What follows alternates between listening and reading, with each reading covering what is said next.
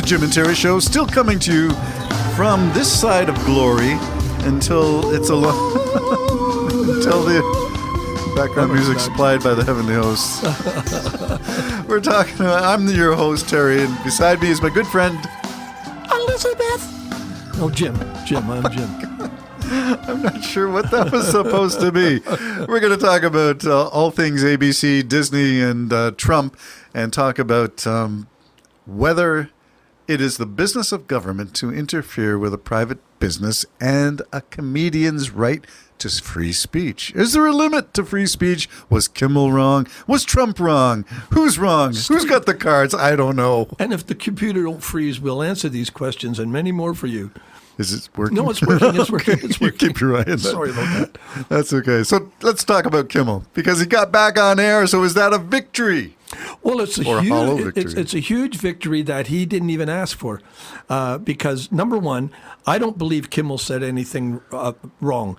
What he was doing, he was telling a truth about actually both sides, but in this particular case, he was talking about the right that were exploiting the death of this poor young man. And that's all he was saying is they don't want to accept the fact that he might be just one of their own, or he is one of their own. And that is right, but you can say that he's not a politician. People say all kinds of stuff and then find out, oh, I was wrong on that. We say all kinds of stuff, All and we're kinds wrong. of stuff I do. And, oh, I was wrong on that. We say it on here. Yeah. And then lots of times, if we really think about it, we'll come back and say, I was wrong on that, and we'll correct it. We haven't done that in a long time because we're always right. Oh, of course, right. Is that our new cap? We're right about everything? About everything. Oh, sorry, that was so Trump. Kimmel, just to finish that part, is Kimmel really didn't say anything that deserved that response. That response was Trump taking advantage and of the situation to remove his critics. His goal is to remove all his critics, whether they're media, reporters, comedians, politicians, everything. I And heard Pencil Neck Schiff is in the crosshairs, too. He's in the crosshairs, Comey's too. in the crosshairs? Yeah. Okay, but let's go back to Kimmel. So we both agree that he didn't say anything wrong. He might have said, no, he didn't actually. It was really taken out of context. And if you're listening to whatever you're listening to pop up on your screen when you're watching, you're going to see out of context. That's what you're going to see there. Right. Okay, I can't argue with you because you're not going to listen to the fact that he said a lot of stuff before he got to that part. And he already, I think before the show, actually sent a message off to the widow about how deeply hurt he was that this happened. And it was, just uncalled for. Well, he was practically in tears at the beginning of his monologue, 30-minute monologue. He was in tears twice. Yeah. In that, and he praised her up, his widow, for saying, "Father, forgive them. They know not what they do." They. I didn't like that part, but I didn't want to ruin it, and he didn't ruin it. No. He just simply said, that's how we all should be. He said, me as a Christian, this is how we should be. We need to forgive. So anyways, it was a kerfuffle over, it should never have been that big, but it backfired. And what has happened is everybody stopped their subscriptions to Prime or whatever. Disney Plus. Disney Plus. Stopped theirs, and Disney buckled under that pressure. And he came back in a vengeance, because 2 nights in a row now, millions. I think last night was bigger than the other night. I think there was four times the normal audience that he draws. Well, and don't forget, there was like 19 million hits on YouTube. Yes. Yeah. Over a million an hour. Okay, what do you think about the Sinclair conglomerate of TV stations and the other one? There were two, Something Star. The two of them together have refused to put Kimmel back on the air. Do you think that's a politically expedient, or do you think they're just playing hardball, or do you think there's going to be an economic consequence for these ones? They're the stations that carry Kimmel. Yeah, I know. I don't know. You don't know how that one's going to play. Well, I don't know how it's going to work out. I don't know what they. Yeah. I don't know if they've got anything to lose. Even Kimmel said, "Listen, I'm a little guy." Yeah. He says, "I'm a little guy." So he said that's not about me either. Yeah. It's about the country, that we have a country whose basic principles allow me to say what I can say. Yeah, and that's what we've always had, and that's what we always want. And it was like someone said, if you've got a joke as a leader, all the more jokes are going to come. And they're only saying what he says, that's what comedians do. So he's the only leader that's always in your face 24/7. So that's why there's more about him than there was over Nixon, which they joked about, over Clinton, who they joked about, over Obama, who they joke about the leader. But some, like Johnny Carson's day, he could have no more than 3 jokes, and they best be over quick because he thought it was boring. You know what I mean? Yeah, but politics has sure changed. When you got someone who's not boring, who's in your face 24/7, what do you expect? People are going to talk about him 24/7. Yeah, so let's not normalize. I did a blog post. You can look it up on the terrywigmore.com. The blog is about the danger of normalizing the abnormal and making the reprehensible your new standard of morality. What? When you normalize this, the lying, the misogyny, the grab them by the, all this stuff, we forget that you're normalizing that stuff. We had our chance to get rid of him. He was impeached twice. Yeah.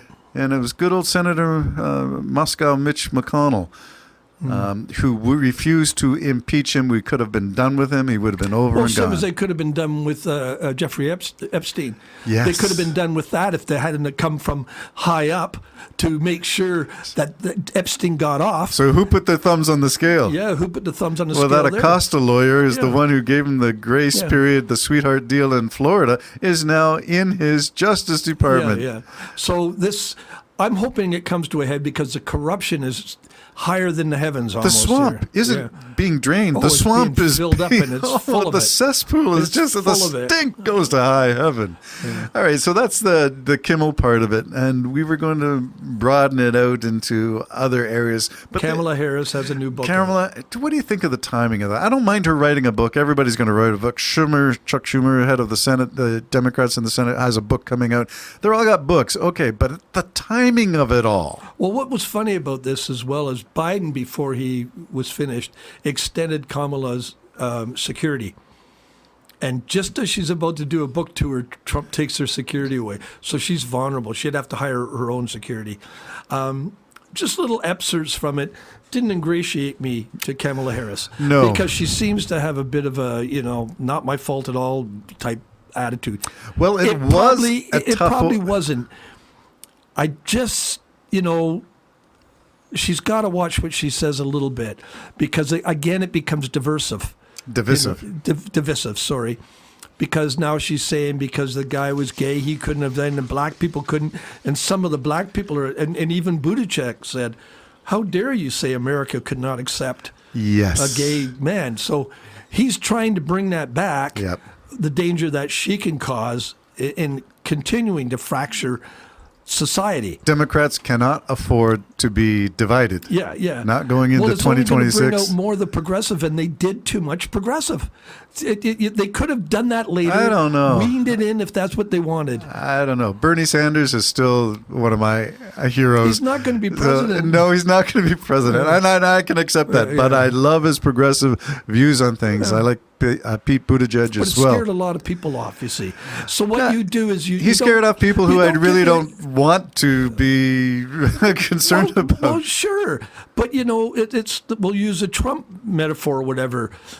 Don't show your whole hand. Yeah, you're right. Until the game's ready to be finished. You're right. And I think that's what the left did.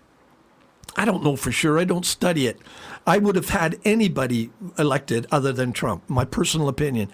And I would have worried about all the things that I personally... Would you have taken Biden out sooner? Biden? So that somebody else could have done it. See, I'm one of these nice guys. This is why I'll never be in politics. I was rooting for him.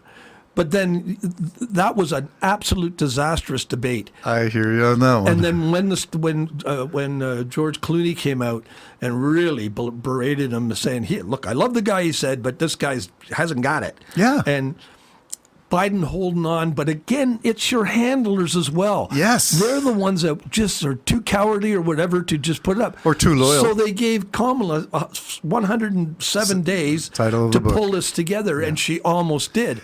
And there's even evidence that the elections were rigged. Yeah, I'm going to say that she had an insurmountable task. We made the comparison. You made it to Kim Campbell. handed a tough order by Brian Mulroney, who just yeah. destroyed his chances of the Conservative Party ever winning for years, and resigned. And Kim Campbell's, what? What?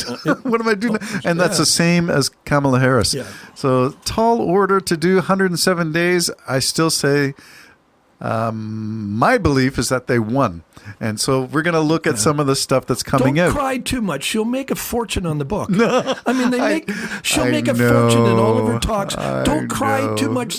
The only thing that's really wrecked here is bruised is ego Yep. and power. You're the right. rest of it, You're right. they got money coming out their You're yin right. yang. As one who pursues truth, I would like the truth to come out. And if she has to say her truth, that's her truth. Now, can we talk to Pete Buttigieg? Well, How you don't did have to buy the book, right? You don't have to buy the book. Yeah. I don't know if there's anything more you wanted to add to that. That's the book coming out. That's election coming up. Will there be an election in 2026? What's Yeah. Gavin Newsom I saying? don't think so. Gavin Newsom saying yesterday, it's not going to happen unless we make it happen.